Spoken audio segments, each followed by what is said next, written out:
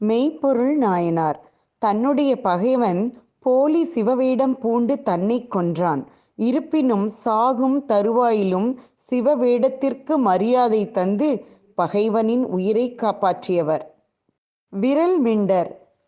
சிவபக்தர்களை வணங்காத காரணத்தினால் சுந்தர நாயனாரை கடிந்து ஏசியவர்.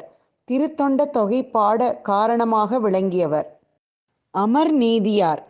சிவனடியாக வந்த சிவனின் கோவணம் தொலைந்து போக ஈடாக தன்னுடைய சொத்தையும் குடும்பத்தையும் ஈடாகத் தந்தவர். எரிபத்தர். சிவபக்தரின் பூஜைக்கு உரிய பூவை எரிந்த மன்னனின் யானையை கொன்றவர். பின் தவறு செய்ததாக எண்ணிய மன்னன் சிவபக்தன் என்று உணர்ந்தவுடன் தன் கழுத்தை வெட்டத் துணிந்தவர்.